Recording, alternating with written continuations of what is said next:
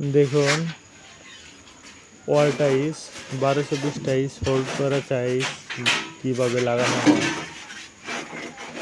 গুরুত্বপূর্ণ সহকারে দেখুন। প্রথমে আগে টাইসটার মধ্যে ভালো করে আমরা সিমেন্ট হালকা করে মেরে নিচ্ছি যাতে টাইসটার মধ্যে বালুটা সম্পূর্ণভাবে আটকে ধরে থাকতে পারে। এই জন্য বালুটা সুন্দর করে মিডিয়াম নরম করে নিয়ে টাইসের মধ্যে বসিয়ে দিয়েছি।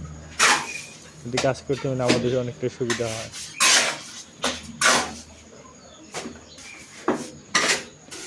এবং কি ওগুলো টাইস একটা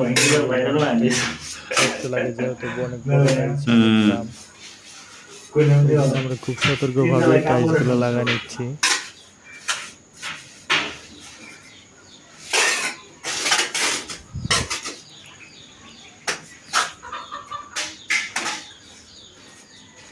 আবার টাইজের উপরে আবার হালকা করে আমরা সিমেন্ট মেরে নেব।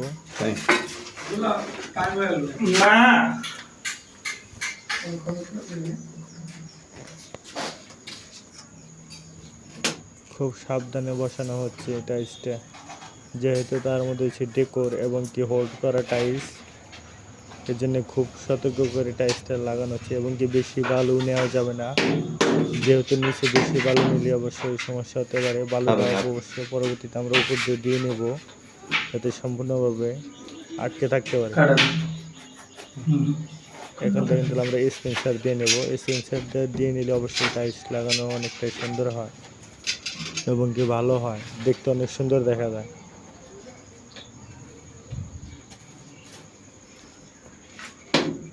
দেখুন অবশ্যই ইনশাল্লাহ আমরা আটকে ফেলেছি, আর কোনো বড় সমস্যা নাই।